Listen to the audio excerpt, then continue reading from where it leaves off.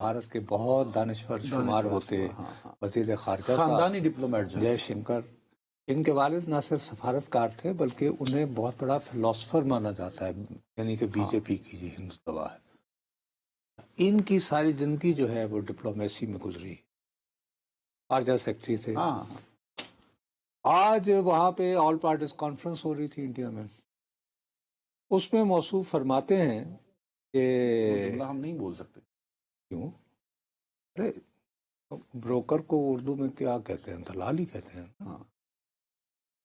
تو اس نے یہ کہا ہے، انہوں نے دلال ہی کہا ہے نا، بروکر کہ نہیں کہا۔ Pakistan want act as a دلال نیشن، پھر اوبلیگ کر دیا کہ لوگ دلال وہ نہ سمجھیں، مڈل مین ان گلوبل ڈپلومیسی۔ یہ ہیلو تو لیکن اوبلیگ بھی لگایا وہ والا نہ سمجھے کہ یار وہ نہ سمجھنا، یہ ہم وہ شو کرتا ہے کہ یہ شو کرتا ہے، ایک سیدھی سی بات ہے، آپ اس کو پسند کریں یا نہ کریں، دا ویری فیکٹ۔ کیا ایران کے کسی بھی ذمہ دار شخص نے یہ کہا ہے کہ پاکستانیوں کا دماغ خراب ہو گیا ہے؟ کون کہہ رہا ہے کہ ہم مذاکرات کے لیے تیار؟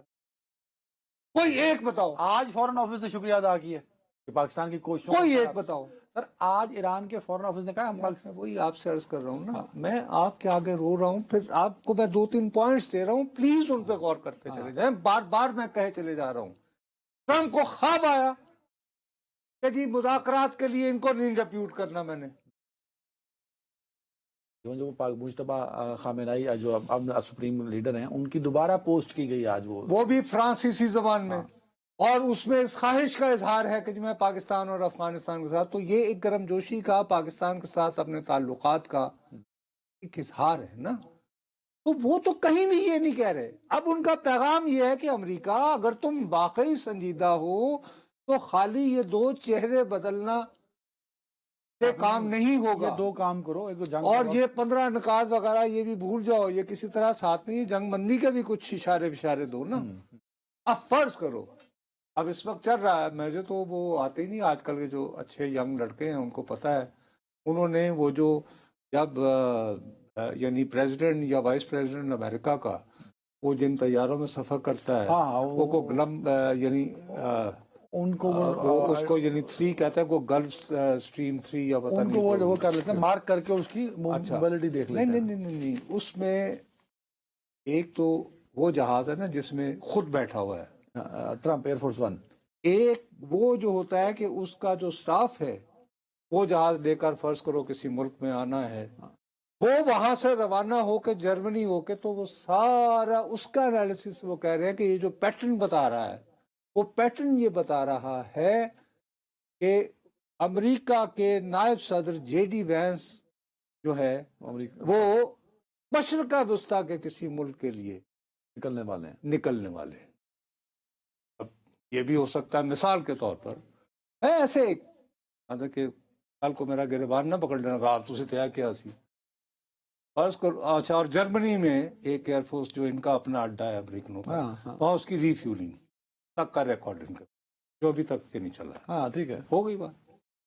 آپ کے پاس کیا گارنٹی ہے کہ جے ڈی وینس جو ہے اسلام آباد فرض کرو واقعی بالآخر طے ہو جاتا ہے کہ مذاکرات ہوں گے اسلام آباد، وہ پہلے اسرائیل جا کے تو وزیر اعظم کو کہتا کہ یار ایسا کرو کہ ذرا تھوڑے سے کہو کہ ٹھیک ہے ابھی آر گیونگ یو ٹائم، آپ ایکسپلور کر لو، یا اس کی خالی ایک پکچر آ جائے، ادھر آ جائے بھائی ابھی کتنے گھنٹے پڑے ہیں یہاں، تو 5 منٹ بعد یار صورتحال بدل جاتی ہے، بڑا ٹائم۔ اور اب آپ خود دیکھیے نا، اس وقت اگر بالکل جو ہے ایران یہ کہے کہ نہیں جی نہیں ہم تیار نہیں ہوں، تو میرے پیارے بھائی وہ تو بیچارے تو آئسولیٹ ہو جائیں گے۔